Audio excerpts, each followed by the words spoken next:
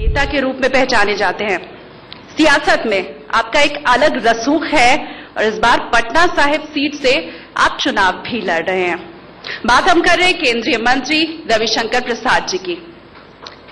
लोकसभा 2019 में जिन high profile सीटों की बात हो रही है उनमें पटना साहिब का नाम भी है और मुकाबला यहां पर शत्रुघ्न सिन्हा से है, तो बेहद ही दिलचस्प ये लड़ाई है।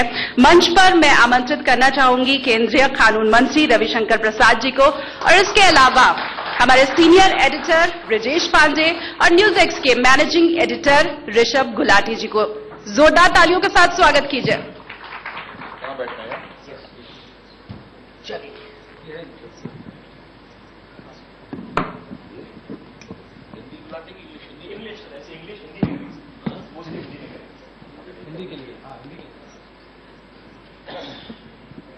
रविशंकर प्रसाद जी, हमारे आज इंडिया न्यूज के बिहार मंच में आने के लिए थैंक यू। आजकल चर्चा चल रही है सर 5 साल के हिसाब की। मोदी जी वाराणसी गए, उन्होंने बोला कि ये मेरा हिसाब है। सरकार का क्या हिसाब है सर 5 साल का? पहले मैं एक बात क्लैरिफाई कर दूं, आपके एंकर ने कहा मैं चतुराई से आगे बढ़ाऊं राजनीति और वकालत में। चतुराई से आगे आप कुछ समय के लिए बढ़ते हैं। मैं संघ का स्वयंसेवक हूं, पार्टी का एक कार्यकर्ता हूं, ईमानदारी और निष्ठा और मेहनत से आगे बढ़ाऊं। और वकालत में आप चतुराई से लंबी लड़ाई नहीं लड़ सकते और राजनीति में भी आप चतुराई से लंबे नहीं बढ़ सकते। इसलिए उन्होंने ये मेरा परिचय दिया, आपके लाइव पर गया, इसलिए मुझे लगा कि उसका प्रतिकार करना जरूरी है। शायद उनको मेरे बारे में थोड़ा होमवर्क करना चाहिए था। दूसरा, उन्होंने पिताजी का नाम लिया, ठीक है, मेरे पिताजी रहे हैं, लेकिन विद्यार्थी परिषद के कार्यकर्ता, जेपी मूवमेंट के सिपाही, जेल जाना, पार्टी में राष्ट्रीय महामंत्री से लेके प्रवक्ता, मुख्य प्रवक्ता, 8 प्रदेशों के प्रभारी, तो मैं इस तरह से आगे बढ़ा हूं। और कृपया करके मुझे कायस्थ परिवार न बताया जाए, मुझे बहुत पीड़ा हुई है, मैं आपके चैनल पर बता रहा हूं। ठीक है, आप किसी जात में पैदा होंगे, लेकिन मैंने कभी जात की राजनीति नहीं की। मैं सर्वस्पर्शी करता हूं, इसीलिए इस चुनाव में हर वर्ग का मुझे समर्थन मिल रहा है।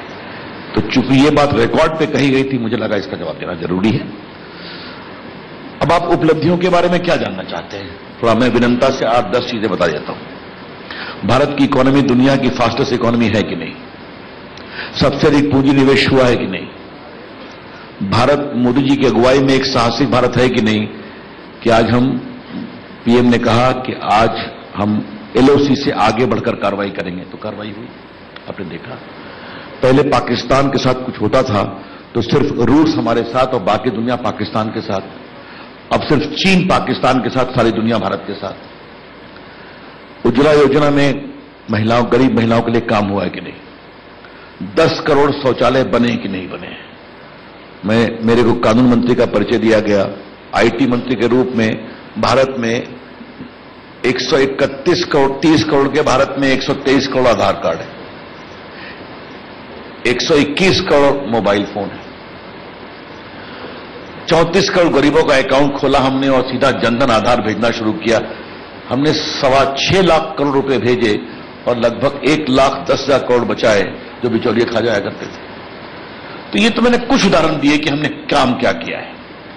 लेकिन मैं ऐसा मानता हूं कि इस बार देश में जो नरेंद्र मोदी के पक्ष में हवा है, उसका एक बहुत बड़ा कारण यह है कि लोगों ने काम देखा है, गरीबों ने देखा है, मध्यम वर्ग ने देखा है। और याद करिए, हमने पिछले 5 साल में एक टैक्स नहीं बढ़ाया और 5 लाख रुपया उसको इलेक्शन लिमिट किया। तो ये सारे काम है गरीबों के लिए, मध्यम वर्ग के लिए, देश के लिए, देश को ईमानदार बनाने की कोशिश है। तो ये मैंने कुछ आपको सैंपल साइज दिए, आपने कहा काम है, तो काम आपके सामने है। रवि जी, इस चुनाव में आपके हिसाब से मुख्य मुद्दा क्या रहा? कई मुद्दे चले, विपक्ष भाजपा पे कई तरह के आरोप लगाते रहे। आपके हिसाब से भाजपा का और एनडीए का मुख्य मुद्दा क्या रहा इस चुनाव में और किस तरह के मुद्दे इस चुनाव के अभी तक के 4 फेज की वोटिंग को डोमिनेट करते हैं? देखिए, आप किसी चुनाव में एक मुद्दा नहीं समझ सकते, लेकिन इस चुनाव में राष्ट्रवाद, राष्ट्रभक्ति, राष्ट्रीय सुरक्षा बड़ा मुद्दा बना है। हमारे कारण नहीं, अगर शहीदों की शहादत का सबूत मांगा जाएगा तो यह बड़ा मुद्दा बनेगा। देखिए, मायावती जी बोले, ममता जी बोले अखिलेश यादव, मुझे बात कुछ समझ में आती है, लेकिन कांग्रेस पार्टी के राष्ट्रीय अध्यक्ष बोले, जिसकी नेता इंदिरा गांधी रही है, जिन्होंने बड़ा काम किया था बांग्लादेश वॉर में, क्या मतलब है इसका? ब्रजेश, देश के लिए जीते तो हम सभी हैं, देश के लिए मरता कौन है? हमारे सेना के जवान, अफसर। कमांडर ने कहा आगे बढ़ जाओ, या तो आतंकवादी को समाप्त करते हैं या तिरंगे में लिपट कर शव आता है, और आप कहते हैं अपना शहादत का सबूत दो। इससे बड़ी पीड़ा की बात नहीं होती। ठीक है, यह मुद्दा बना है तो हम बनाएंगे और इनको एक्सपोज करेंगे और देश की जनता तय करेगी। बाकी विकास भी है, सर्वव्यापी विकास भी है, समावेशी विकास भी है, ये मुद्दे भी चलेंगे। रविशंकर जी, बिहार की बात करें, आपने यहां पर गठबंधन बनाया है। 2014 में उल्टा मामला था, इस बार फिर फॉर्मूला 50-50 क्यों? देखिए, पहले एक बात समझिए, इसके पहले आपको बीजेपी की रीति नीति समझना पड़ेगा। हम जिससे रिश्ता बनाते हैं, निभाते हैं। अकाली दल है तो है, 40 साल हो गए। 89 से शिवसेना है तो है। नीतीश जी हमारे साथ 18 साल रहे, अटल जी की सरकार में मंत्री थे, लगभग 9 साल हमारे साथ प्रदेश सरकार में थे। वो 13 में हमसे अलग गए, सच्चाई है। लेकिन लालू जी के भ्रष्टाचार को देखकर जब जवाब नहीं आया, नौकरी चाहिए प्लॉट दो, कॉन्ट्रैक्ट चाहिए बड़ी जमीन दो, ये सब सामने आपके हैं, तो उन्होंने कहा इसका जवाब दे दी। जवाब नहीं आया तो उन्होंने, क्योंकि देखिए नीतीश जी एक बात जान लीजिए, ईमानदार नेता है और आज वो हमारे साथ आए। अब आपने कहा 50-50 क्यों? हम जब अपना अलायंस करते हैं तो उस अलायंस का सम्मान भी करते हैं। जदयू भी एक अच्छी पार्टी है, तो हमने कहा कि नहीं, हम आपसे साझा बनाते हैं तो आपको सम्मान भी देंगे। रामविलास जी की पार्टी को 6 दिया हमने, एलजेपी को। शिवसेना से इतनी उठापड़क की बात आप लोग करते थे, एक सम्मानजनक अलायंस हुआ। तो हम अपने सहयोगियों का सम्मान करते हैं। यह नहीं कि महागठबंधन बना, Rahul Gandhi get out from UP, Mayawati बोल रही है, Mamata ji get out from Bengal, Rahul Gandhi. मैंने तो सुना कि शायद आप ही के चैनल पर किसी ने बताया कि उन्हें तृणमूल कांग्रेस से कांग्रेस ही हटा दिया, बाद में वापस ले आई। तो देखिए, इसे चतुराई कहते हैं। अभी जो ये है राजनीतिक चतुराई, समझ गया?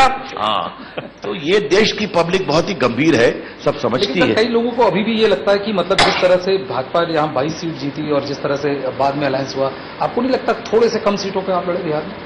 अब ये आपकी सोच है। अगर हमारे अलायंस, देखिए, हमें इस बात को कभी नहीं भूलना चाहिए कि जदयू बिहार में ही पार्टी है और बड़ी पार्टी है, हम राष्ट्रीय पार्टी है। तो हमारा दिल बड़ा है तो आपको परेशानी क्या है भाई, मुझे समझ में नहीं आता है। हमने बड़ा दिल दिखाया, आपने सही कहा, हमें अपने 5 सांसदों को खोना पड़ा, ठीक है। हम एक मजबूत, और देखिए आप एक बहुत बड़ी बात देखिए कि एनडीए गठबंधन में साझा है, एकता है, समझदारी है। क्या है? नेता नरेंद्र मोदी जी, नीति देश को आगे बढ़ाना, नियत भारत को दुनिया की बड़ी ताकत बनाना ईमानदारी से। उधर न नेता का पता है, न नीति का पता है, न नियत का पता है। ये मौलिक अंतर है। सर, इस बार आपका मुकाबला आपके पार्टी के पुराने सहयोगी, आपके मित्र शत्रुघ्न सिन्हा से है। इस पूरे चुनाव को, इस फाइट को आप कैसे देखते हैं? और दूसरी तरफ मतलब उन्होंने तमाम तरह के आरोप लगाए पार्टी के लीडरशिप पे और उसके बाद वो छोड़ के कांग्रेस ज्वाइन किया, तो इस पूरे प्रकरण को आप कैसे देखते हैं और कितने आश्वस्त हैं? देखिए, पहले आप एक बात जान लीजिए, मैंने इस चुनाव में एक निर्णय किया है कि मैं शत्रुघ्न सिन्हा का नाम नहीं लूंगा, इसलिए आप उनका नाम लेके मुझे परेशान मत करिए। इस चुनाव को मैंने मुद्दों पर लड़ने का निर्णय किया है और पहला मुद्दा है आशा बनाम अवसरवाद, होप वर्सेस अपॉर्चुनिज्म। देश का रोडमैप क्या है? अब क्योंकि आपने सवाल पूछा है इसलिए मैं आपका उत्तर दे रहा हूं। यह सच्चाई है कि भाजपा ने उनको 12 साल राज्यसभा दिया, 10 साल लोकसभा दिया, अब 22 साल रह करके उन्होंने कांग्रेस में अपना ठिकाना ढूंढा है, अपनी बात है। लेकिन मुझे 2 बात की पीड़ा है जो मैं आपके चैनल पर शेयर करना चाहता हूं। ये पटना साहब भाजपा की पारंपरिक सीट है, 6 में से 5 हमारे विधायक हैं। हमारे कार्यकर्ता मेहनत करते हैं और उनको जिताते हैं, और आज उनका एक कहना कि ये मेरी अपनी जीत थी, भाजपा की जीत नहीं थी, इससे हमारे कार्यकर्ताओं को बहुत पीड़ा हुई है। और मैं स्वयं भी भाजपा का एक कार्यकर्ता अपने को मानता हूं, तो ये पीड़ा मेरी ही है। अब जनता जवाब देगी इसका। रविशंकर जी, अगर मुद्दों की बात करें, कुछ ऐसे मुद्दे हैं जो भाजपा के लिए तगड़े मुद्दे हैं, गठबंधन में भी बन रहे हैं सर, मंदिर 370। देखिए, अगर आप देखेंगे सवाल है मंदिर के बारे में, तो जदयू की भी वही सोच है कि या तो बातचीत से या कानून से रास्ता निकलना चाहिए। हमने भी कहा है कि संवैधानिक मर्यादा के अंतर्गत निर्णय होना चाहिए, और राम मंदिर का मुद्दा कोई चुनाव का मुद्दा नहीं है। ये बात मैं आपके चैनल पर स्पष्ट करना चाहता हूं। बीजेपी ने 88 के पालनपुर में निर्णय किया कि इसका हम समर्थन करेंगे, तब से दर्जनों लोकसभा के चुनाव हो गए और कई दर्जन विधानसभा के चुनाव हुए। लेकिन हां, माननीय सुप्रीम कोर्ट को इस मामले का निपटारा जल्द करना चाहिए, क्योंकि मैं, आपको मालूम है, लखनऊ बेंच इलाहाबाद में रामलला हिंदुओं का वकील भी था। बहुत एविडेंस है इसमें, और यह 70 साल पुराना डिस्प्यूट है, तो इसका निराकरण जल्दी होना चाहिए। जहां तक आर्टिकल 370 का सवाल है, यह हमारा मुद्दा है, आपने सही कहा, हम चर्चा करेंगे। लेकिन आज आपके चैनल पर मैं दो बातें कहना चाहता हूं जम्मू कश्मीर के बारे में। आज वहां स्थानीय आतंकवाद समाप्त हो गया, करीब करीब। जो आते हैं भाड़े के सरहद के पार के आते हैं, और उनकी जिंदगी 10 दिन से 15 दिन होती है। आप देखते हैं हाईएस्ट नंबर ऑफ आतंकवादियों का सफाया हुआ है। यह कश्मीर का एक चेहरा है। वहां के लोग विरोध करते थे कि ग्राम पंचायत का चुनाव मत करवाइए, 70% टर्नआउट हुआ, आपने देखा होगा। लेकिन कश्मीर का एक और बड़ा चेहरा जो मैं देखता हूं, जो आपके चैनल पर भी दिखाया जाता है, कि जब अनंतनाग और बारामूला में सेना में भर्ती होती है, तो बड़ी संख्या में कश्मीर के जवान और बेटियां भी आती हैं, दौड़ते हैं और भारत माता की जय बोलते हैं। तो ये दोनों चेहरा आपके सामने में है। आर्टिकल 370 से क्या खोया क्या पाया, आप सब लोग जानते हैं। पूंजी निवेश कर नहीं सकते उद्योगपति, जमीन खरीद नहीं सकते वहां फैक्ट्री बनाने के लिए। मैंने आईटी के क्षेत्र में बहुत काम किया है। देखिए, कश्मीर का एक बड़ा चेहरा है कि मैंने छोटे शहरों में बीपीओ लाया है। पटना में 8 आ गया है, आप क्या है, इम्फाल में, कोहिमा में, मालदा में, सिलीगुड़ी में, मुजफ्फरपुर में, देवरिया में शुरू हो रहा है, छोटे शहरों में। वहां पर श्रीनगर और सोपोर में भी शुरू हुआ है। तो आईटी मंत्री के रूप में मैं कश्मीर के जवानों के दिल में एक चाह देखता हूं। अब आपने 35A की बात भी कर लूं। मैंने कौन सा कानून है कि कश्मीर की एक मुस्लिम बिटिया अगर किसी गैर कश्मीरी मुस्लिम से शादी कर सकती है तो वहां वो जमीन नहीं खरीद सकती? ये कौन सा कानून है? जम्मू कश्मीर भारत का अंग है और रहेगा, इस पर कोई समझौता नहीं होगा। हां, कश्मीरियत, इंसानियत, जमहूरियत में जो भी इज्जत देनी होगी दूंगी। यहां पे देखा होगा कि आजकल सारे अलगाववादी बंद है ना, सबके पैसे का स्रोत बंद है ना, कोई आवाज उठ रही है क्या? ये भी आप देखते हैं। इन्होंने कहा था चुनाव होगा तो हम जवाब दे देंगे। ग्राम पंचायत के चुनाव हुए, दर्जनों ग्राम पंचायत में मुखिया बने, सरपंच बने, कुछ हुआ क्या? ये कश्मीर की सच्चाई है। लेकिन sir, as a law minister आपने एक और मुस्लिम महिलाओं के सशक्तिकरण के लिए काफी परसू किया था, आप इसके फोरफ्रंट पे रहे, वो था ट्रिपल तलाक का इशू। इसको कैसे देखते हैं? देखिए, ट्रिपल तलाक का इशू कोई पॉलिटिकल इशू नहीं है। ये इशू न सियासत का है, न इबादत का है, न पूजा का है, न प्रार्थना का है। ये मामला है नारी न्याय, नारी गरिमा, नारी सम्मान। विदेश ऐसा क्यों हो सकता है कि दुनिया के 22 इस्लामिक मुल्कों में 3 तलाक को नियंत्रित किया गया है, हिंदुस्तान में नहीं होगा? सुप्रीम कोर्ट के आदेश के बावजूद नहीं होगा। सच्चाई क्या है? रोटी जल गई, 3 तलाक। बीवी लेट से उठी, 3 तलाक। और वो महिला मुझसे मिलने आई थी, मैं स्वयं भावुक हो गया। वो आईटी प्रोफेशनल है, उसने 2 बेटियों को जना तो पति ने दुबई से भेज दिया व्हाट्सएप से 3 तलाक। ये भारत का संविधान है, नारी की गरिमा है, ये नहीं होना चाहिए। और किसने विरोध किया? सोनिया जी ने, मायावती जी ने, ममता जी ने, तीनों है महिला नेत्री राज्यसभा में। आप जानते हैं, हम ऑर्डिनेंस ले आए। हमारे प्रधानमंत्री ने कहा, मैं कह रहा हूं 3 तलाक की पीड़ित बेटियों के साथ हम खड़े हैं और खड़े रहेंगे, और ये लोग वोट बैंक की सियासत करने वाले जो लोग हैं इनको एक्सपोज करेंगे। बिल्कुल, बहुत साफ हमारे। रविशंकर जी, एक कंट्रोवर्शियल मुद्दा हुआ था दिल्ली में, उसके जो सेंटर पे थे, अब यहां पर बेगूसराय में कन्हैया कुमार अब उम्मीदवार बन गए लेफ्ट पार्टी के। क्या भाजपा ने कन्हैया कुमार को बनाया? जी नहीं, बिल्कुल नहीं बनाया। अगर कोई ये कहेगा भारत तेरे टुकड़े होंगे इंशाअल्लाह इंशाअल्लाह, तो उसका विरोध करेंगे हम। मीडिया में वो है, रहने दीजिए आप, रिजल्ट आएगा देख लीजिएगा। हमारी सोच बहुत साफ है। आप सब आलोचना कर सकते हैं, संविधान में आपको इस बात का अधिकार है, लेकिन भारत के टुकड़े करने की बात नहीं की जा सकती। तो जो लोग उनको नेता बना रहे हैं उनको क्या बोलना चाहेंगे? अब नेता बना रहे हैं तो भारत आजाद देश है, लेकिन हमको चिंता कन्हैया कुमार की कम है। उनका नाम लेके आप उनको इंपॉर्टेंस देने की कोशिश कर रहे हैं, मैं नहीं दूंगा। वो लड़ रहे हैं, लड़े। कांग्रेस को क्या हो गया? देशद्रोह कानून खत्म कर देंगे क्या? कांग्रेस अब टुकड़े टुकड़े गैंग के साथ खड़ी है क्या? यह है सवाल। हम आसमा को हटा देंगे कश्मीर से?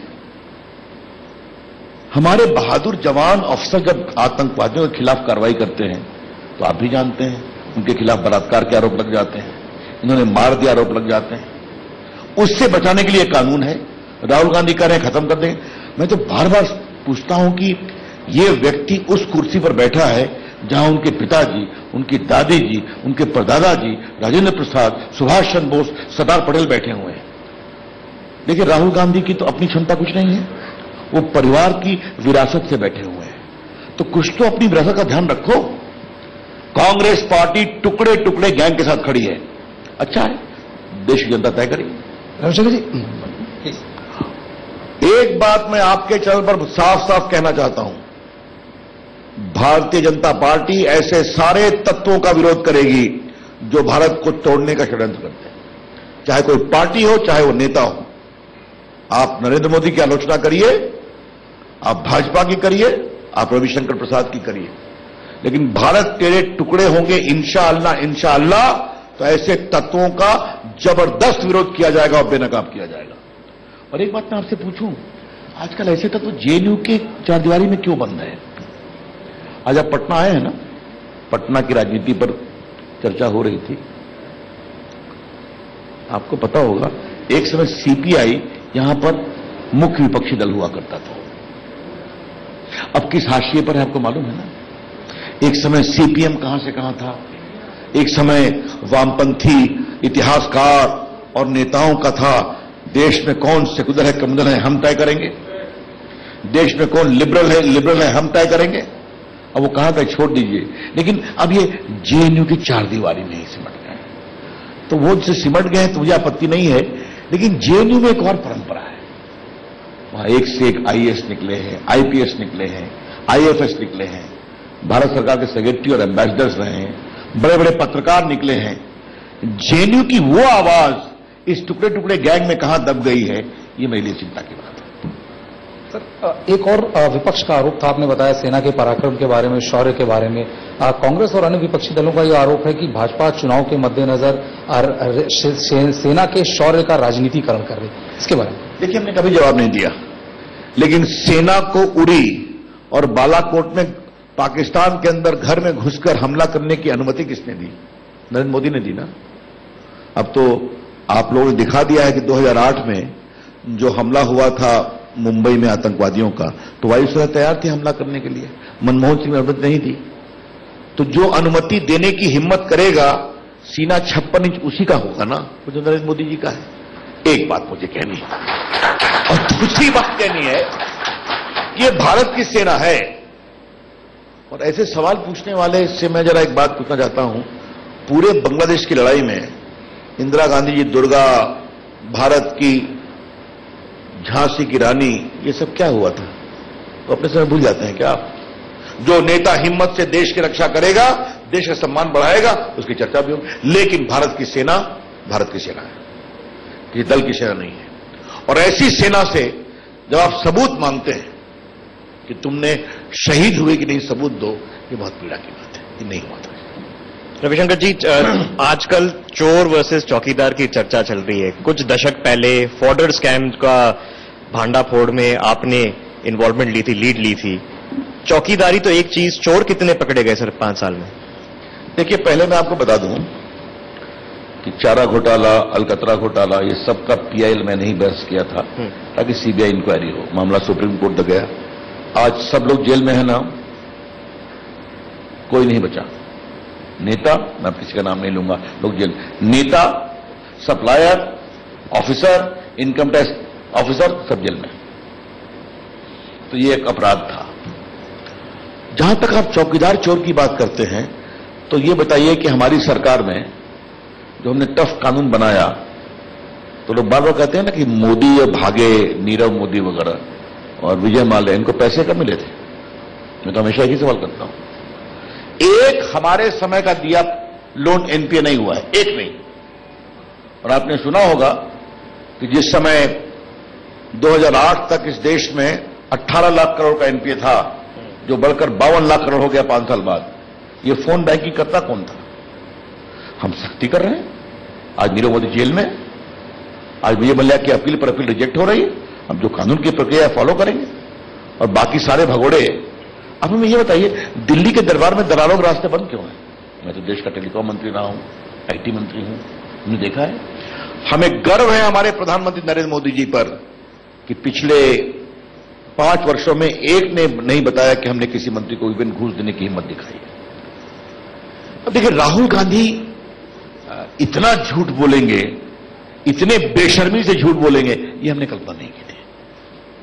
पार्टी के राष्ट्रीय अध्यक्ष बनने के बाद हमें लगा, मैंने भी अपनी यात्रा बूथ से शुरू की थी। मैट्रिक पास करने के बाद मैं पोलिंग एजेंट था पार्टी का। फिर यात्रा प्रदेश से राष्ट्रीय स्तर पर गई।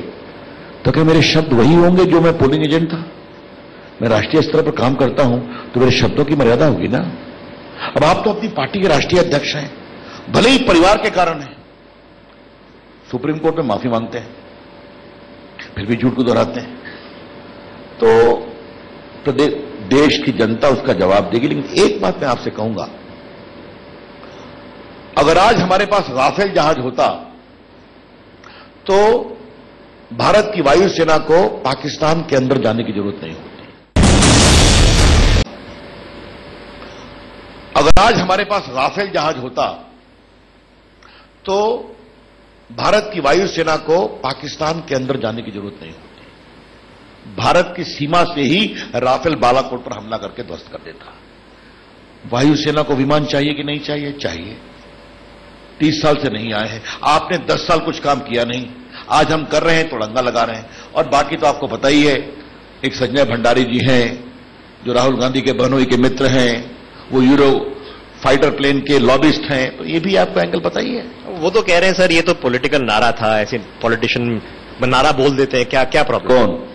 सुप्रीम कोर्ट कह रहे थे नहीं तो नारा था, पॉलिटिशियन में नारा था, गर्मी में बोल दिया। अब आप देश के कानून मंत्री से सुप्रीम कोर्ट की पेंडिंग प्रोसीडिंग पर कोई सवाल मत पूछिए, सुप्रीम कोर्ट तय करेगा। लेकिन राहुल गांधी कितनी जिम्मेवारी से बोलते हैं और क्या बोलते हैं तो आपके टीवी चैनल पर दिखाई पड़ता है। कभी राफेल की कीमत 600 रुपये है, कभी 600 करोड़ है, कभी 1600 करोड़ है। तो उसका क्या जवाब दिया जाए? फिर कहूंगा, दिन में सपने दिखाने पर कोई रोक नहीं है, नंबर 1। अब वो कह रहे हैं क्या, न्याय देंगे हम। ये बताइए, नेहरू जी की बात छोड़ दीजिए, इंदिरा गांधी रही 17 साल भारत की प्रधानमंत्री, 5 साल राजीव गांधी राहुल गांधी के पिता रहे प्रधानमंत्री, और 10 साल मनमोहन की सरकार में सोनिया जी और राहुल गांधी की तूती बोलती थी प्रधानमंत्री से भी ज्यादा। तो 17, 5, 22, 10, 32 साल आपको नहीं समझ पाया कि देश में न्याय नहीं हुआ है। किसने मना किया था आपको? इंदिरा गांधी ने कहा था गरीबी हटाओ, गरीबी हटी क्या? तो ये हिंदुस्तान के लोकतंत्र की एक बहुत बड़ी उपलब्धि है कि पीपल हैव बिकम मैच्योर। वो समझते हैं कौन क्या कर रहा है, और नरेंद्र मोदी जी ने देश के लिए क्या किया है उन्हें देखा है। रवि जी, एक बिहार से हटके एक दूसरी जगह, उत्तर प्रदेश में प्रधानमंत्री चुनाव लड़ रहे हैं, और उत्तर प्रदेश में आपने 2014 में भाजपा ने एक नया कीर्तिमान स्थापित किया, 71 सीट जीत के, और सहयोगी दल के साथ 73 सीट जीत के। इस बार राहुल गांधी की बहन प्रियंका गांधी वाड्रा भी मैदान में हैं और वो ईस्टर्न यूपी की इंचार्ज बनी हुई हैं। इनके पॉलिटिक्स में एंट्री को आप कैसे देखते हैं, और आपको लगता है कि वो उत्तर प्रदेश की राजनीति और नेशनल लेवल की राजनीति पे असर डाल पाएंगे? देखिए, मैं प्रियंका जी पर नहीं बोलता हूं। अब आप पूछ रहे हैं तो मैं 1-2 शब्द ही बोलूंगा। वो भी परिवार से ही आई, तो कहीं ना कहीं राहुल गांधी कमजोर पड़े तभी तो बहन का सहारा लेना पड़ा। ये पहली बात मैं कहूंगा। अब सुन रहे हैं वाड्रा साहब भी करें, मैं भी प्रचार करूंगा, किसी ने मुझे फेसबुक का दिखाया है, तो it is all in the family. लेकिन प्रियंका जी तो अमेठी में और रायबरेली में प्रचार करती रही है कई चुनाव से। देखिए, देश अब इन चीजों से आगे निकल गया है और नरेंद्र मोदी की खासियत क्या है, गरीब परिवार में पैदा हुआ नेता आज मेहनत से यहां पहुंचा है और हमें गर्व है। ब्रजेश, राजनाथ जी मिर्जापुर में बूथ स्तर के कार्यकर्ता थे, नितिन गडकरी जी दोनों अध्यक्ष नागपुर में बूथ स्तर के कार्यकर्ता थे, अमित शाह राष्ट्रीय अध्यक्ष बूथ स्तर के कार्यकर्ता थे। मैंने बूथ में पोलिंग एजेंट में काम शुरू किया। हमारी पार्टी ऐसे लोगों को बढ़ाती है, कौन किस खानदान से है इसका असर नहीं पड़ता, काम करो, काम से आगे बढ़ो। रविशंकर जी, राष्ट्रवाद 2014 में भी मुद्दा था, इस बारी भी मुद्दा बन रहा है। ऑपोजिशन कह रही है कि आप बस बहला रहे हैं लोगों को, असली मुद्दों की, एम्प्लॉयमेंट की, जॉब्स की बात नहीं करना चाह रहे हैं। क्या कहना चाहेंगे? अच्छा ये बताइए, अपोजिशन को कुछ तो बोलने का अधिकार है ना, तो बोले दीजिए ना भाई, इसमें क्या प्रॉब्लम है। मैं हमेशा कहता हूं कि जब ऐसी बातें उठती हैं तो चुनाव में हर को अपनी बात कहने का अधिकार है। राष्ट्रवाद मुद्दा है, अगर सवाल किया जाएगा देश की सुरक्षा पर, और भारत का आम इंसान राष्ट्रवादी है, भारत की सुरक्षा से प्रेम करता है, इसीलिए मोदी जी की मेहनत को लोग बहुत ही आशीष दे रहे हैं। लेकिन आपने रोजगार की बात कही तो आपके चैनल पर थोड़ा मैं रोजगार के बारे में आज चर्चा बता ही देना चाहता हूं। जब कांग्रेस पार्टी से पूछते हैं 10 साल में तुमने क्या किया, तो वो नहीं बोलते हैं। हमने 15 करोड़ लोगों को 7.5 लाख करोड़ मुद्रा योजना दिया, उसमें 4.5 करोड़ लोग फर्स्ट टाइमर हैं, अधिक SC ST OBC हैं, तो 4.5 करोड़ लोगों को रोजगार मिला कि नहीं मिला, मुझे बताइए। CII, मैं सब अपनी रिपोर्ट नहीं दूसरी रिपोर्ट दे रहा हूं, CII की रिपोर्ट के मुताबिक पिछले 5 साल में लगभग 3 करोड़ लोगों को लघु और छोटे उद्योग में रोजगार के अवसर मिले। नास्कॉम जो हमारी IT की रिपोर्ट है उसके मुताबिक हमारे IT क्षेत्र में पिछले 5 साल में 6 लाख नए लोगों को नौकरी मिली। ये जो हमारा एम्प्लॉय प्रोविडेंट फंड का जो रिकॉर्ड है उसके मुताबिक लगभग 2.25 करोड़ लोग नए रजिस्टर हुए हैं। तो आप रजिस्टर तभी होते हैं जब आपको नौकरी मिलती है। मैं देश का इलेक्ट्रॉनिक का भी मंत्री हूं। हमारी सरकार आई थी तो सिर्फ 2 मोबाइल फैक्ट्री थी, अब 268 है, और आपका दफ्तर नोएडा वगैरह में होगा, 94 फैक्ट्री वहीं आ गई है, 6 लाख लोगों को नौकरी मिली है। हमारे यहां एक डिजिटल खिड़की है कॉमन सर्विस सेंटर की, जो डिजिटल सेवाएं ग्राम पंचायत में देते हैं। वो पहले 80,000 थे, मैं 3.25 लाख ले गया हूं। 12 लाख बच्चे बच्चियां काम करते हैं। सड़क बन रही है कि नहीं, हवाई अड्डे का विस्तार हो रहा है कि नहीं, बिजली आ रही है कि नहीं, तो ये तो मैंने आपको काम कंक्रीट नंबर दिया, और बाकी अवसर तो ये सब कुछ हो रहा है। कोई नहीं देखना चाहता। देखिए, मैं कभी नहीं कहूंगा सब ठीक हो गया, लेकिन India is progressing very well. हम भारत को 5 साल में यहां ले आए, अब हम यहां ले जाना चाहते हैं। कुछ लोग यहां ले जाना चाहते हैं, उनको शुभकामनाएं।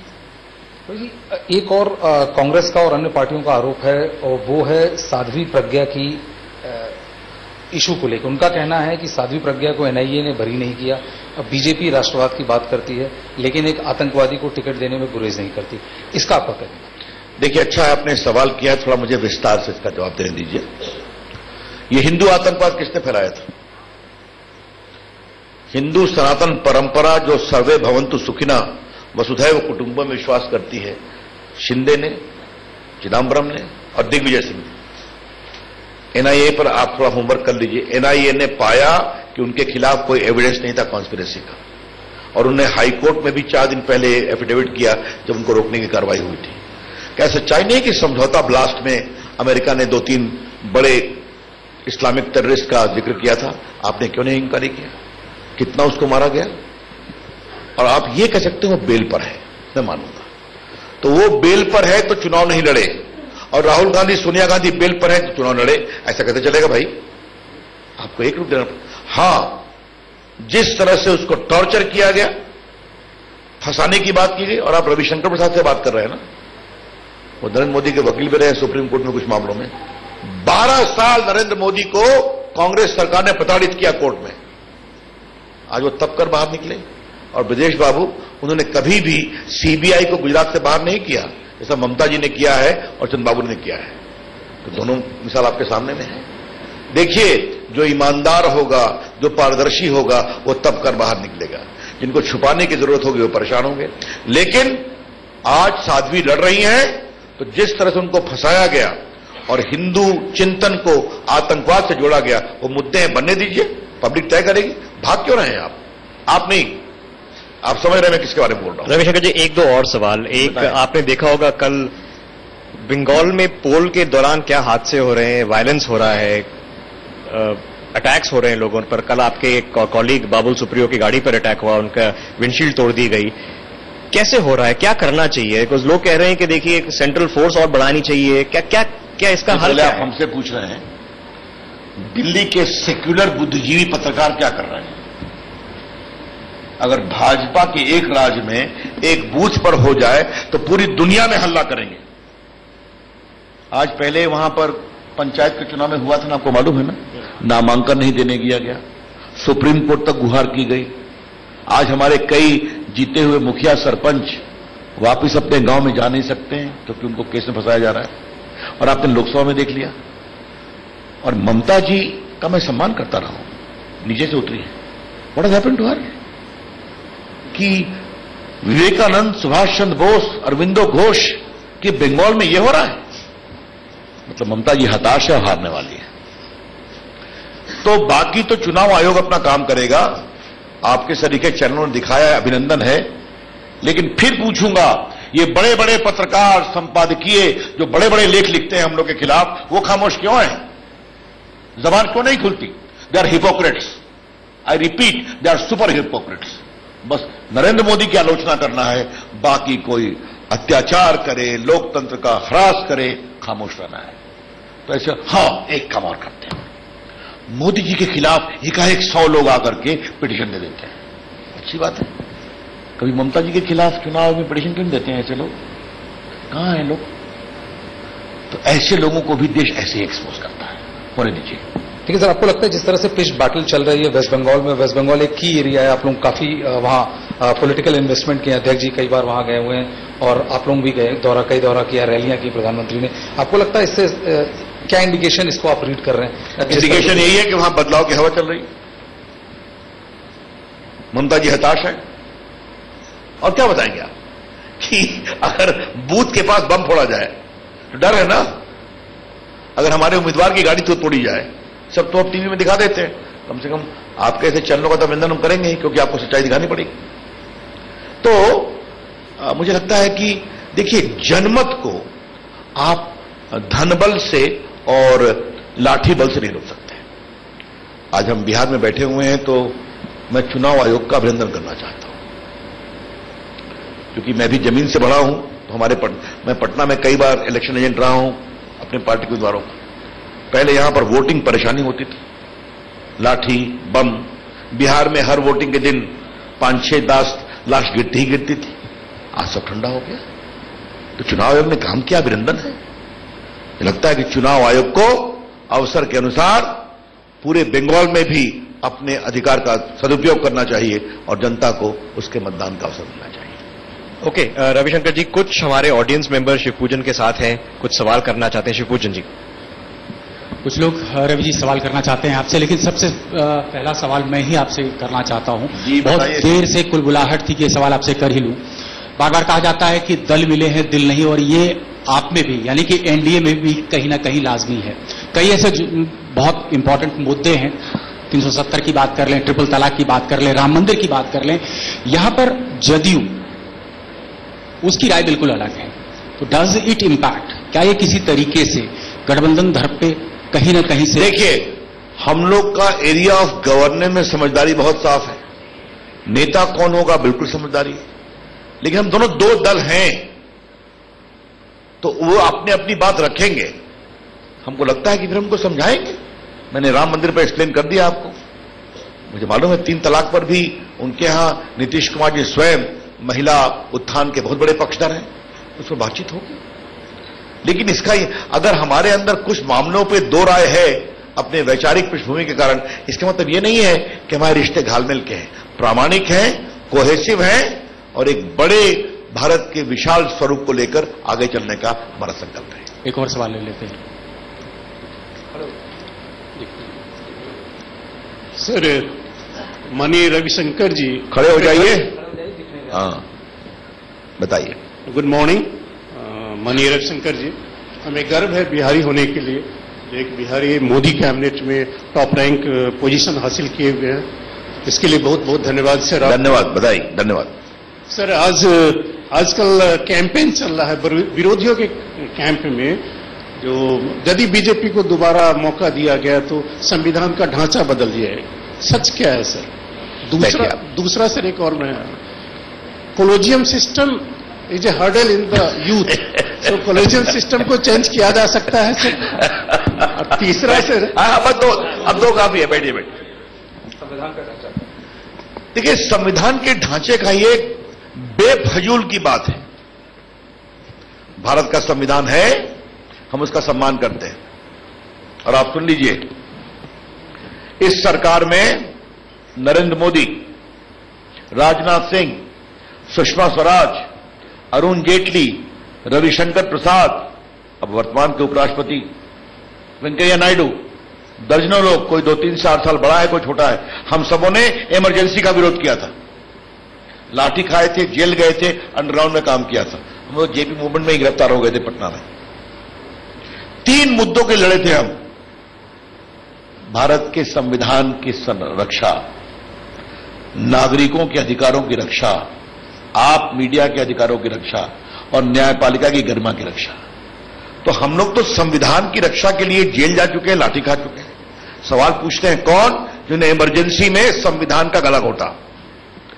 अब ये चलने दीजिए, भारत का संविधान सुरक्षित है, देश का कानून मंत्री कह रहा है। एक बात और कही जा रही, आरक्षण समाप्त होगा। नरेंद्र मोदी सरकार का कानून मंत्री आपके चैनल पर डिक्लेयर कर रहा है आरक्षण कभी नहीं समाप्त होगा। हमने उसको और दलितों के अधिकार का सम्मान किया है। ओबीसी को, कमीशन को संवैधानिक दर्जा देने में विरोध किया था कांग्रेस ने।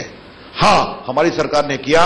जो अगली जाति के पिछड़े गरीब हैं उनके लिए भी आरक्षण की व्यवस्था की है 10%। तो हम तो संविधान का संवर्धन करते हैं, सबका साथ सबका विकास। फिर कहूंगा, चुनाव में झूठ बोलने पर कोई बंदिश नहीं है।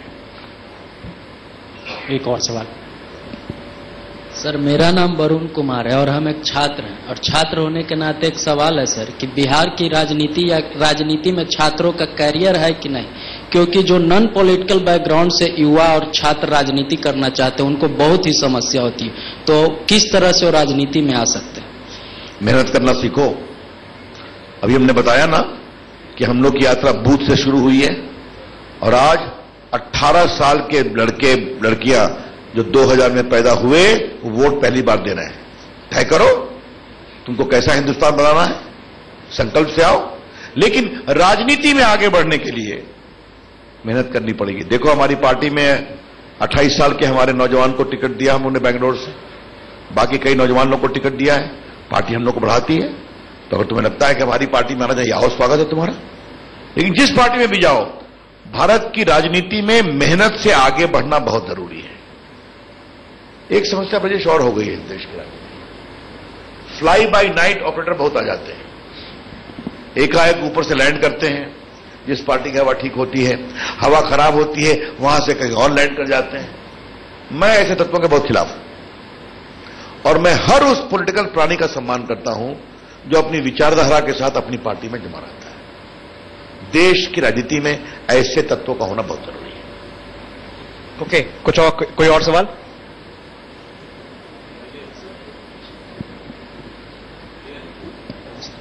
हेलो, प्रणाम सर। मैं अपेक्षा करता हूं कि सर सांसद के रूप में आपकी सबसे पहली प्राथमिकता पटना के लिए क्या होगी? बहुत अच्छा सवाल किया आपने। देखिए, मैं राज्यसभा का एमपी था, तब भी मैं लोकसभा के एमपी से अधिक ही सक्रिय रहता था।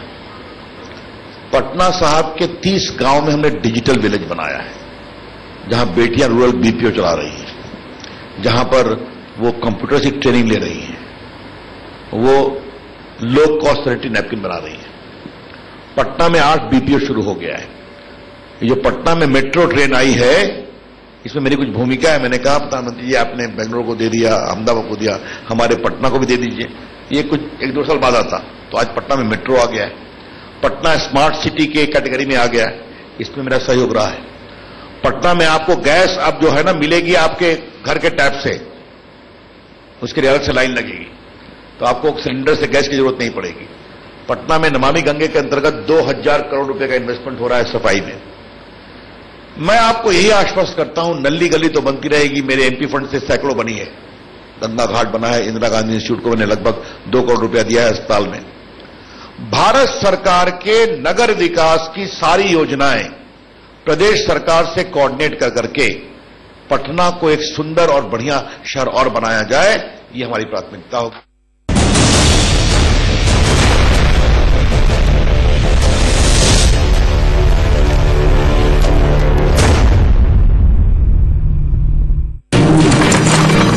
फिर लालच देने आएंगे, फिर जनता को बहकाएंगे।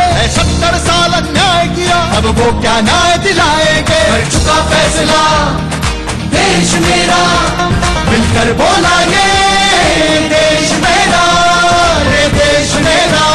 एक बार, फिर एक बार मोदी सरकार। कमल का बटन दबाएं, भाजपा को जिताएं।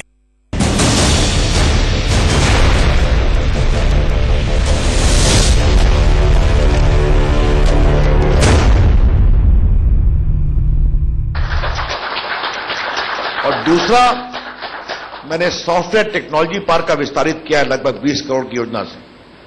पटना के नौजवानों को स्टार्टअप में और अवसर मिले, ये हमारी कोशिश होगी। तो ये मेरी अभी की योजना है और मैं थोड़ा काम करने वाला आदमी हूं, आगे देखिए मैं क्या करता हूं। Okay, I think Priya go ahead. Ravishankar ji, एक सवाल, आपने अभी मेहनत करने की बात की एंड लोकसभा का चुनाव आप लोग खुद भी लड़ रहे हैं, खुद मेहनत भी कर रहे हैं, लेकिन आपके जो कैबिनेट के काफी कॉलीग्स हैं और काफी ऊंचे पद पे हैं, none of them are contesting the Lok Sabha. चाहे हम फाइनेंस मिनिस्टर की बात करें, डिफेंस मिनिस्टर की, रेल मिनिस्टर की, ऑयल एंड पेट्रोलियम मिनिस्टर की, तो ये क्या मैसेज जाता है कि ये राज्यसभा का कैबिनेट है? भाई, इंदिरा गांधी राज्यसभा की एमपी थी ना, तो प्रधानमंत्री बनी थी, तो इसमें क्या परेशानी है भाई? दोनों आपको एमपी होना जरूरी है, ठीक है, लोग इलेक्शन लड़ते, अच्छी बात है। But the contact with the masses. और एक बात बता दूं, मैं बाई टेम्परामेंट लोकसभा का मटेरियल हूं, मालूम है ना आपको? हाँ, आज पार्टी ने मुझे अवसर दिया है तो दिया है, लेकिन कुछ लोग लड़वाने वाले भी होने चाहिए। अब आपने अरुण जी का नाम दिया, उनके स्वास्थ्य के बारे में आपको पता है, इसलिए वो चर्चा मत करिए। के बारे में आपको पता है, इसलिए वो चर्चा मत करिए आप। नहीं, बाकी मंत्री का नाम लिया मैंने। नहीं, आप काफी मंत्री लड़ रहे हैं, नहीं लड़ रहे हैं, इसलिए आप ये भी देखिए। देखिए, हमारी पार्टी में हम लोग मिलकर काम करते हैं और जिसको क्षमता प्रतिभा के अनुसार आगे बढ़ने का अवसर भी मिलता है। तो कौन लोकसभा में, कौन राज्यसभा में, यह अपने आप में उतना महत्वपूर्ण नहीं है। हां, लोकसभा से जीतने के बाद आप जब जनता के समर्थन से आते हैं तो आपको कई चीजों की और एक नई समझदारी बनती है, ये मैं आपको अवश्य कह सकता हूं। तो अच्छा है, अब हमारे प्रधानमंत्री कितना ऐतिहासिक जीतते हैं आप देखिए। तो Narendra Modi is not a Rajya Sabha MP for kind information. 10 साल तक राज्यसभा के एमपी भारत के प्रधानमंत्री रहे कि नहीं रहे, मुझे बताइए आप। इसलिए चलिए, चलता है। अब इस पर आपको कोई इस तरह के सवाल पूछने का अधिकार है, उत्तर मैंने आपको स्पष्ट कर दिया।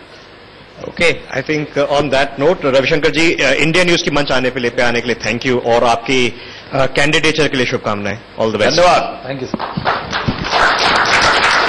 धन्यवाद।